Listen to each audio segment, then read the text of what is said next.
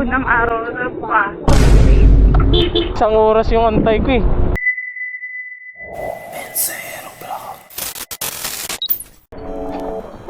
Paps.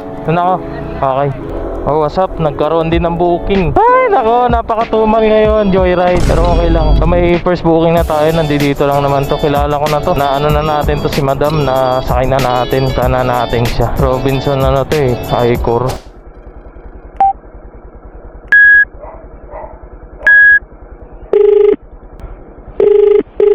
Hello po. Hello ma'am. Nandito na po ako ma'am. Sa may pin location. Dito po ako sa may tindahan. Tindahan ka ba? Hindi dito sa bahay mo? Hindi po. Wait lang. Sige, punta na ako dyan. Dito rin sa street niyo ma'am?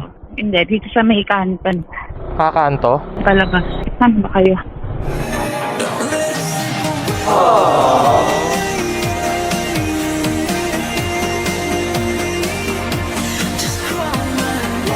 Ulit kayo ma'am. Hindi totoo yan. Okay na. Ito na. Okay na lang po. Sabi ko, pamilyar sa akin yung pangalan mo. Late ka na. Tara, let's go. Para ano. Okay na. Intercom connected. Anong oras pasok niyo, ma'am? Bakit natatawa ka?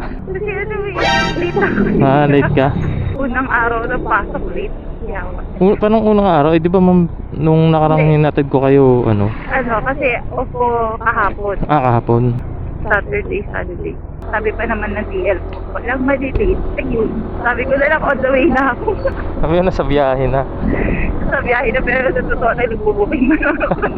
Kabubok lang pala, no? Walang nga, maintindihan ka naman. Ma'am, umambon kasi. Sangkalan mo na ako, no? Sabi, wala kasing kapote yung rider, eh. Well, hindi lang naman din ako. Ang galing! Ang galing! Hindi ka malamang at Galing. malamang malilate. Buti nga uminto yung ulan. Kaya nga eh. Anong oras mo niya? Ganito, kanina haba ng ano ko, antay ko. Ikaw pa lang unang-una kong pasahero ngayon. Kulang-kulang isang oras yung antay ko eh. Parang desperado na ako sa booking. Kaya nakita ko may booking, accept agad. Meron yan mga enter na papasok. Sana meron. Magbilang ang hell ka, ma'am. Meron yan. Nakababa yung visor mo, ma'am? Oo. Okay.